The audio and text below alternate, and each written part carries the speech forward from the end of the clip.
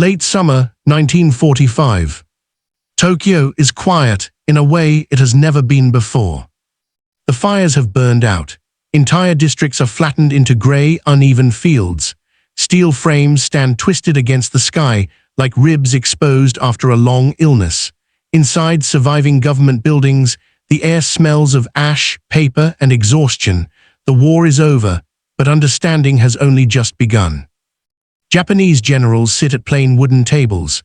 Some still wear uniforms, faded now, their insignia dulled by smoke and time. Others have removed them entirely.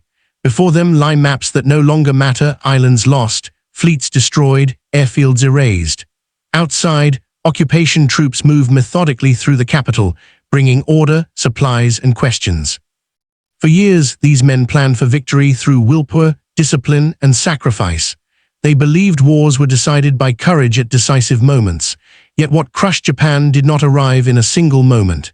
It came in waves, artillery that never stopped, ships that could not be sunk fast enough, aircraft that returned day after day, untouched. Now with the fighting ended, reports are read aloud. Interrogations begin. And for the first time, Japan's highest commanders speak openly, not about bravery, but about firepower. About steel. About industry. And about an enemy they had never truly understood.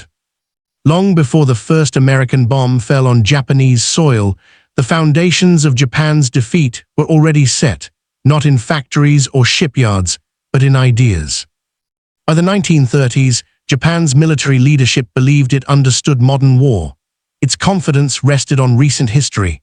In 1905, Imperial Japan had defeated Imperial Russia, a European great power, through discipline, maneuver, and the willingness to endure staggering losses. The lesson Japan took from that victory was not technological, it was spiritual. Courage and sacrifice, Japanese officers concluded, could overcome material disadvantage. That belief hardened during the Long War in China. From 1937 onward, Japanese forces fought an enemy with limited industrial capacity and fragmented command. Japanese units advanced despite logistical strain, often relying on improvisation and coercion rather than sustained supply. Success reinforced dangerous assumptions. Artillery shortages were excused.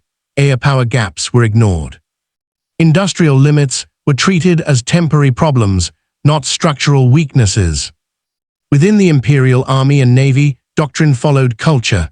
Officers were trained to seek decisive battles, moments where morale and shock could break an enemy's will. Firepower was important, but it was not decisive. What mattered was the human element, the soldier who would not retreat, the officer who would attack despite the odds, the belief that spirit could substitute for shells. The United States, in Japanese planning circles, was viewed through this same lens. American society was judged soft, individualistic, and unwilling to endure heavy losses. Its military, though technologically advanced, was assumed to lack the cohesion and resolve required for a prolonged, brutal war. Japanese war games consistently predicted that American forces would falter once casualties mounted. Industrial capacity was acknowledged, but misunderstood.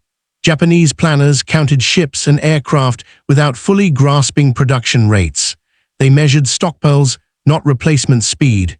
They imagined American factories as distant and slow, not as weapons capable of reshaping the battlefield faster than any general. These assumptions shaped every early war plan. Japan would strike first, seize key territories, and fortify them. The Americans, shocked and bloodied, would negotiate. The war would be decided not by attrition, but by will. It was a strategy built on a narrow reading of history and an incomplete understanding of the enemy. And once the war began, reality moved faster than doctrine could adapt. That reality would arrive not as a single revelation, but as a growing weight, measured in tons of steel, delivered by sea and sky. When Japan attacked Pearl Harbor in December 1941, it struck with precision, audacity, and speed. Battleships burned in the harbor. Aircraft lay shattered on the runways. To Japanese planners, the blow appeared decisive. It confirmed what they already believed, that a sudden, violent shock could cripple American power long enough to secure Japan's defensive perimeter. What they did not see, or chose not to see, was what happened next. Across the United States, the attack did not fracture resolve, it unified it. Within days, American industry began to reorganize itself not merely for war, but for total, sustained production on a scale never before attempted. Automobile plants converted into tank factories, shipyards expanded around the clock. Assembly lines moved with a rhythm dictated not by peacetime efficiency, but by battlefield demand. By 1942, American shipyards were launching vessels faster than Japanese submarines could sink them. Liberty ships slid into the water in weeks, not months. Escort carriers, destroyers, and landing ships followed in waves. Each hull represented not just steel, but logistics, fuel, ammunition, food, spare parts, the invisible infrastructure of modern war. American artillery doctrine reflected this abundance. Firepower was not conserved, it was applied. Battles would be prepared, not merely fought. Naval gunfire would crush shore defenses before landings. Artillery would saturate enemy positions before infantry advanced. Air power would isolate the battlefield entirely, denying movement, resupply, and rest. Japanese intelligence reports noted these developments. Numbers were recorded. Production figures were estimated. Yet within the Imperial command structure, these reports struggled to compete with doctrine. Many officers believed American output, impressive on paper, would prove inefficient in practice. They expected waste, miscoordination, and declining morale once losses mounted. But the war in the Pacific unfolded differently. By late 1942, at Guadalcanal, Japanese troops encountered something new.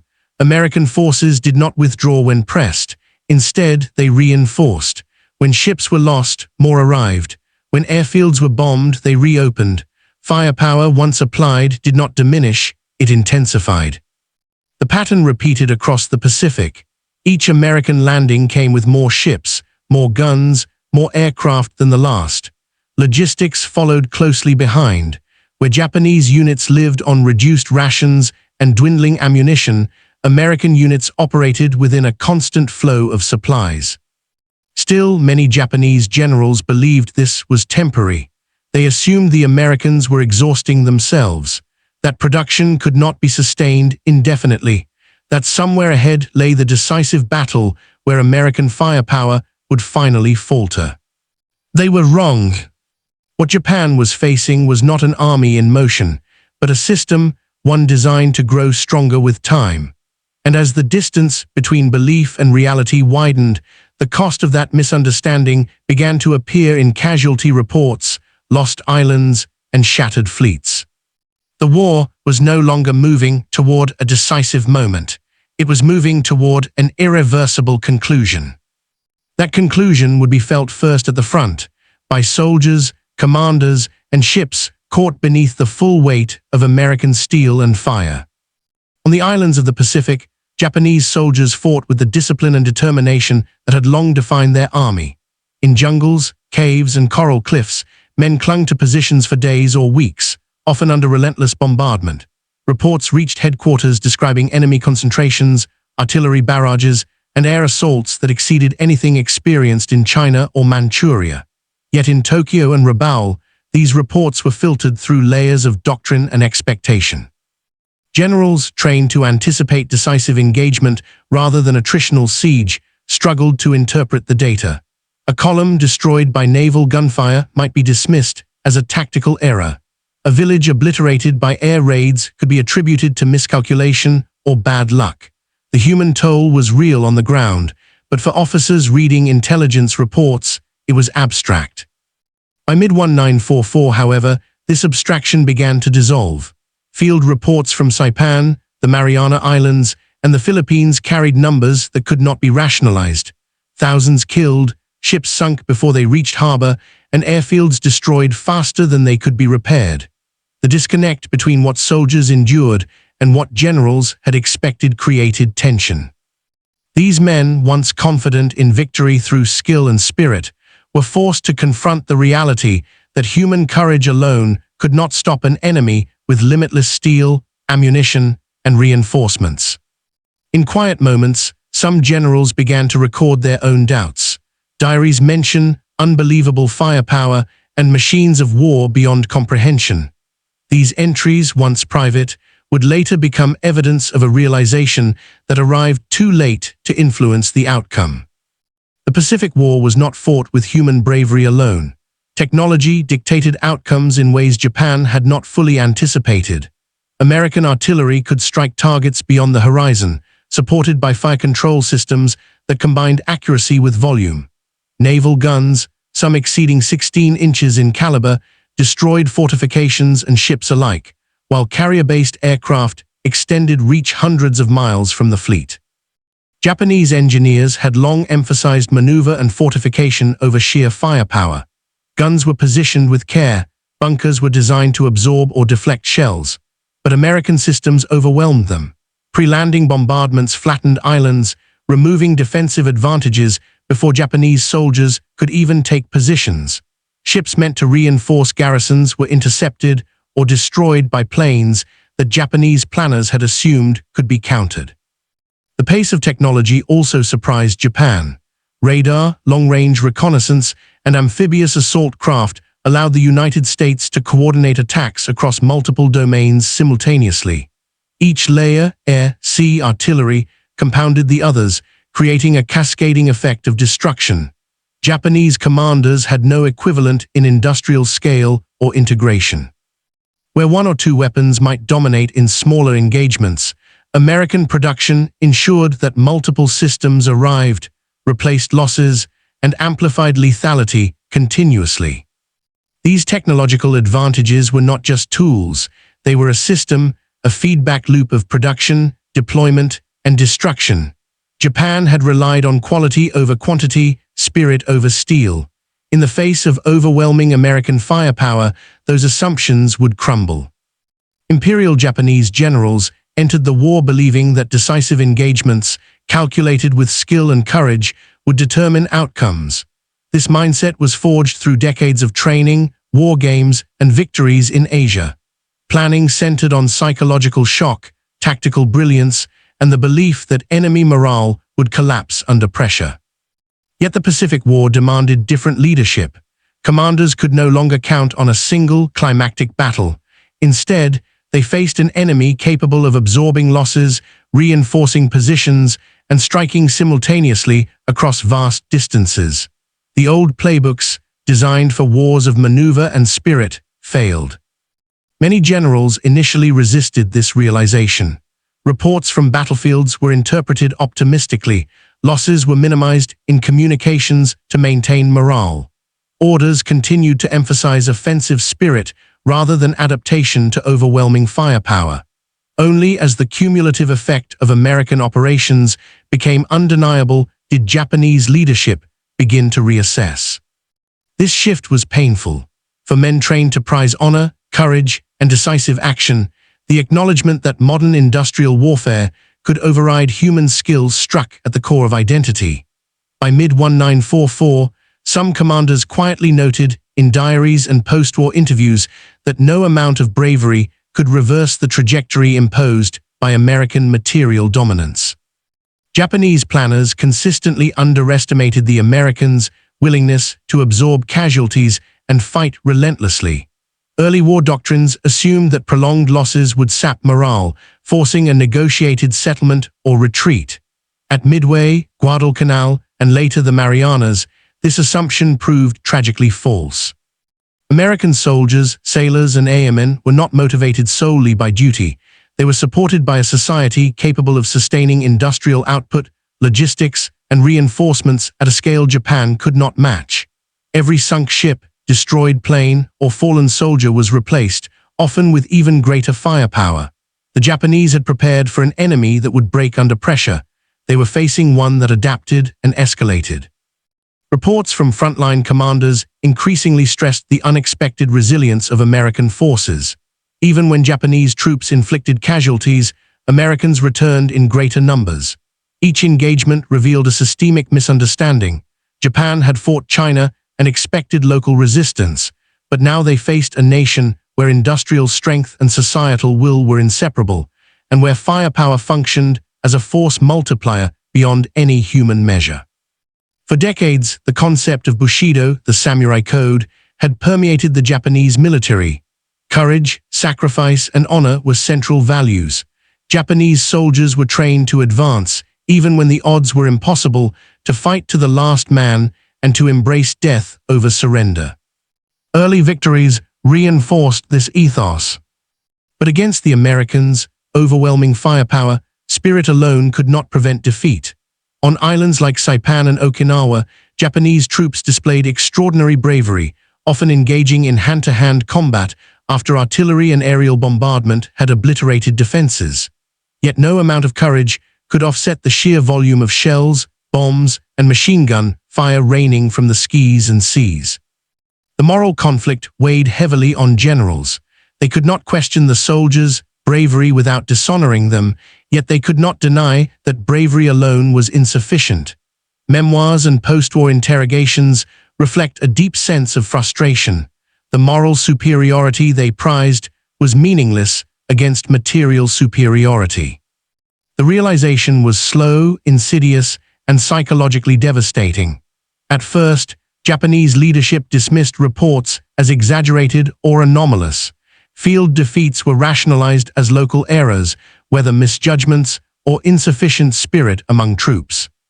Gradually, however, the pattern became undeniable. Each new engagement, from the Marianas to Leyte Gulf, added data points that contradicted doctrine. Casualty figures rose, islands fell, fleets were annihilated, and yet American forces continued unabated. By late 1944, diaries, memos, and post-war testimonies reveal a shift in mindset. Confidence, once rooted in doctrine and culture, gave way to fatalism. Generals began acknowledging privately what they could not act upon publicly, that the war could not be won through courage or clever tactics alone.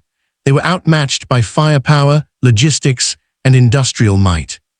This psychological transition, from certainty to despair, set the stage for the climactic battles that would finally cement Japan's fate. June 15, 1944. Saipan, in the Mariana Islands, dawned beneath a blood-orange sky streaked with clouds. Japanese soldiers manned the beaches, caves, and cliffs, fully expecting to repel the invading Americans through calculated defense and sheer resolve. The Imperial Army had fortified the island extensively, believing that concentrated defensive positions could offset American material superiority. From the early hours, the reality became clear. Naval bombardments pounded the northern beaches for hours, their precision and volume unlike anything experienced before. Warships, 14-inch and 16-inch guns obliterated bunkers and artillery emplacements with mechanical efficiency. From the cliffs, Japanese soldiers fired their remaining rounds, only to watch new waves of tanks, landing craft, and infantry pour onto the beaches, seemingly unending. Air support compounded the chaos. Carrier-based aircraft strafed and bombed defensive positions relentlessly. Fighters blocked any attempt to reinforce from nearby islands. Communications broke down under the constant assault. Reports to headquarters emphasized destruction of fortifications, heavy casualties, and the futility of counterattacks, yet the generals still clung to doctrine, insisting that the defenders fight to the last man. By June 22, 6 days after the landings, Japanese command acknowledged that the inner defense lines were collapsing. Field reports described entire units annihilated, supply depots obliterated, and soldiers trapped under unrelenting fire. For many generals, the psychological weight of these losses, more than the physical destruction, marked the first undeniable moment that American firepower could not simply be endured. October 23-26, 1944. The Philippine Sea opened into chaos. Japan had committed its remaining fleet in a desperate attempt to halt the American advance toward the home islands. Admirals had hoped that strategic maneuvering, night attacks, and determined surface action would blunt U.S. progress. The Americans, however, brought overwhelming force. Carrier-based aircraft located and destroyed Japanese carriers and battleships before they could engage meaningfully. Radar-directed gunnery allowed battleships to fire accurately at night. Kamikaze tactics had not yet been deployed, and conventional naval warfare was proving insufficient to stem the tide. By the end of Leyte Gulf, Japan had suffered catastrophic losses. 4 carriers sunk, 3 battleships crippled, dozens of smaller vessels destroyed. The numerical imbalance had shifted decisively. Commanders received casualty reports and fleet losses that could not be mitigated. The fantasy of parity, of a decisive engagement where courage could overcome steel, had vanished. Generals previously confident in doctrine and morale now confronted a brutal truth. The war could not be won by skill or spirit alone. Industrial output, logistics, and concentrated firepower dictated outcomes, and that firepower was firmly in American hands. Even before Iwo Jima and Okinawa, the reality was unavoidable. Maps once used to plan offensives now bore the marks of destruction. Islands lost, fleets sunk, airfields bombed into uselessness. Diaries and intelligence summaries began knotting the same phrases across multiple commands: unprecedented firepower, machines of war beyond comprehension, we cannot match their production. These reports, once abstract, now intersected with human observation. Japanese soldiers returned, bearing first-hand accounts of bombardment, naval gunfire, and air assaults that exceeded all prior expectations. Headquarters could no longer ignore these testimonies. It was the first turning point. The Japanese High Command was no longer simply losing ground. It was recognizing the fundamental imbalance that made victory impossible. February 19, 1945. Iwo Jima awoke under grey dawn, its volcanic ash shifting in the wind. Japanese defenders had spent months tunneling and fortifying every hill, ridge, and cave. Each position was prepared to resist a landing with a combination of entrenched artillery, machine guns, and well-placed mortars. Yet American naval and aerial bombardment had already softened the defenses. Battleships fired incessantly from offshore, their shells tearing through bunkers and lava rock alike. Carrier aircraft strafed and bombed with precision, illuminating a terrifying truth. No fortification, however cunning, could withstand sustained firepower combined with industrial-scale logistics. When U.S. Marines landed, Japanese soldiers responded with desperate ferocity. They fought in tunnels, on ridges, and in hand-to-hand engagements. Courage and discipline were unparalleled, yet each act of bravery was systematically neutralized. Supplies dwindled, positions collapsed, and casualties mounted. By the third week, even commanders acknowledged the futility of prolonged resistance against the overwhelming combination of artillery, airstrikes, and naval gunfire. The island became a symbol, a concentrated demonstration of industrial power meeting human courage. Reports from the front conveyed awe and despair. American firepower could not simply be outmaneuvered or endured. It had to be absorbed at an unimaginable cost. April 1, 1945. Okinawa, the largest of Japan's defensive islands, became the ultimate proving ground. Japanese forces, over 100,000 strong, had prepared elaborate defensive networks, including bunkers, caves, and artillery placements designed to inflict maximum casualties. From the moment of landing, Americans unleashed unprecedented firepower. Massive naval bombardments preceded amphibious assaults. Artillery rained down on concealed positions. Air support prevented reinforcements or retreats. Each defensive line, meticulously prepared, was destroyed with precision and relentless persistence. Generals on the island and in Tokyo watched reports filter in, casualty figures, destroyed positions, and the sheer scale of American operations. These numbers no longer represented temporary setbacks. They indicated an irreversible trajectory. Industrial might, logistical efficiency, and coordinated firepower created a situation Japan could not counter. The illusion that morale or strategic cleverness alone could turn the tide had vanished. Even seasoned commanders, steeped in doctrines of decisive battles and spirit-driven warfare, now recorded their private acknowledgement. The war was unwinnable. Their strategies had been sound for conflicts in Asia, for engagements against enemies with limited production capacity. Against an adversary who could replace losses, strike anywhere, and sustain relentless pressure, Japan had no hope. By mid-1945, in diaries, post-war memoirs, and interrogations, Japanese generals wrote openly about the disparity. They described American firepower as overwhelming, unrelenting, and beyond comprehension. Some noted that, For the first time in their careers, human courage could not compensate for industrial and logistical superiority. This realization was both strategic and deeply personal. For men trained to value honor and bravery, the acknowledgement that skill and spirit could be rendered irrelevant by material power was a bitter truth. It would shape not only the surrender, but the post-war reflections on the war. Japan had been crushed not by cowardice, lack of planning, or incompetence, but by an opponent whose firepower, industrial capacity, and coordination made resistance futile. The final battles and the private admissions that followed transformed Japan's understanding of modern warfare.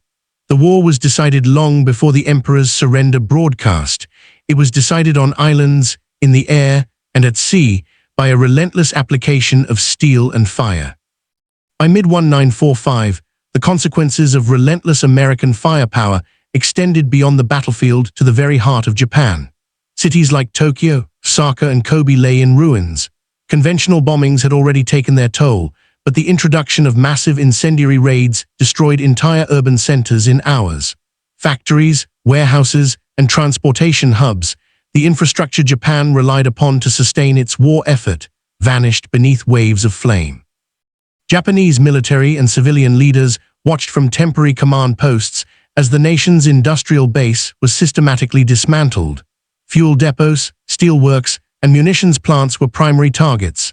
Each destruction further crippled the Imperial Army's ability to supply its scattered garrisons. Armored units became immobile, artillery could not be resupplied, and naval ships sat idle, lacking fuel and ammunition. Reports from field commanders now reflected not just casualties, but logistical impossibilities. Soldiers, already exhausted from continuous combat and retreat, faced shortages of food, water, and medicine. Reinforcements were rare, and when they arrived, they lacked sufficient weapons and training. The American strategy of attrition, combined with overwhelming material superiority, had transformed the war into a slowly tightening vice. Japan's access to oil and other essential resources had been strangled by U.S. submarine campaigns and aerial attacks on supply lines. By 1945, fleets of submarines patrolled the Pacific, sinking transport ships faster than replacements could arrive. Naval commanders repeatedly reported that fuel shortages were limiting the mobility of ships, aircraft, and land vehicles alike. The loss of fuel had cascading effects. Mechanized divisions could not maneuver, supply chains collapsed, and the capacity to mount counterattacks disappeared. Even local defensive operations required improvisation. Trucks were replaced with carts, artillery with infantry rifles. Generals who had relied on rapid redeployment and combined arms were forced to acknowledge that such tactics were no longer feasible. Memoirs and post-war interrogations reveal a recurring phrase: "We could not match their firepower, and without fuel or munitions, even courage was insufficient." The practical realities of industrial warfare now shaped every decision, leaving Japan trapped in a cycle of attrition it could not escape. The weight of these material failures was compounded by psychological strain. Generals who had once planned confident campaigns now faced a stark truth: the enemy they had underestimated was unstoppable. Letters and diaries indicate a pervasive sense of fatalism, where strategies were increasingly defensive and risk-taking was minimized. Yet even in despair, officers maintained the discipline and formality ingrained over decades. Orders continued to be issued, plans meticulously drafted, and reports carefully written, all while knowing that resources, manpower, and firepower were inadequate. The tension between duty and inevitability became a defining characteristic of the Japanese high command in the final months of the war. After Japan's formal surrender, on August 15, 1945, American and Allied authorities began systematically interrogating Japanese military leaders. Admirals, generals, and staff officers were questioned about campaigns, losses, and the reasons for defeat. The testimonies reveal a striking pattern. Many officers admitted, often reluctantly, that the war had been lost long before the final bombs fell. Key phrases recur: overwhelming firepower, industrial superiority, machines beyond comprehension. These admissions were not about cowardice or poor morale. They reflected the inescapable reality: Japan's forces regardless of bravery or tactical skill, could not compete with the material and logistical resources of the United States. Memoirs written in the years following the war echo these sentiments. Admirals such as Mainichi Koga and generals like Hideki Tojo's subordinates repeatedly emphasized the mismatch between Japan's limited production capacity and the United States' ability to replenish losses almost instantly. They acknowledged the futility of traditional strategies, decisive battles, spirit-driven assaults, and reliance on pre-war doctrines were inadequate against sustained, overwhelming firepower.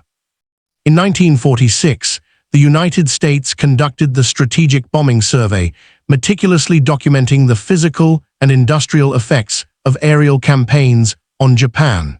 The survey revealed staggering losses. Over 60 major cities largely destroyed. Civilian casualties exceeding 300. 0.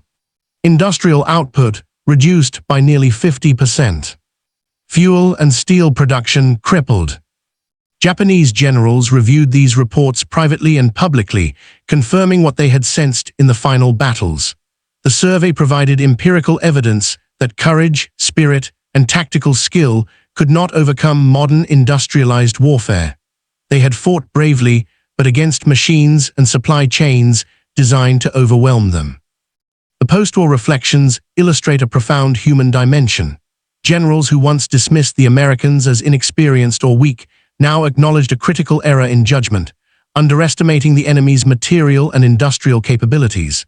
Many admitted that had they fully recognized the scale of U.S. production, alternative strategies, including strategic withdrawals or more cautious defensive planning, might have prolonged resistance, though perhaps not changed the outcome. Even beyond the numbers, the psychological impact was evident. Private diaries reveal phrases like, "We were crushed before we understood it," and "human courage alone cannot prevail against steel and fire." For men whose careers were defined by honor, skill, and decisive action, this recognition was both bitter and transformative. It reshaped not only their personal reflections, but Japan's collective understanding of modern warfare. By late 1945, Japan's military leadership had completed a reluctant reconciliation with reality. The war had been lost not through lack of courage or strategic insight, but because the enemy wielded firepower, logistics, and industrial capacity beyond comprehension. Japanese generals finally admitted that the conflict was decided long before they had anticipated, and that survival, rather than victory, had been the only feasible goal in the final months. This admission, unspoken during the conflict but unavoidable in its aftermath, would form the foundation of post-war analyses, history books, and documentary accounts. The lessons of industrial warfare, firepower, and material supremacy became central to understanding how Japan, a nation of extraordinary human courage and disciplined strategy, was ultimately defeated. The story of Japan's final realization is not one of failure, but of perspective. Courage and discipline, qualities long celebrated and rightly so, were tested against forces that no human spirit could fully resist. In the islands of the Pacific, in the seas above, and across the oceans, industrial-scale firepower dictated the terms of survival.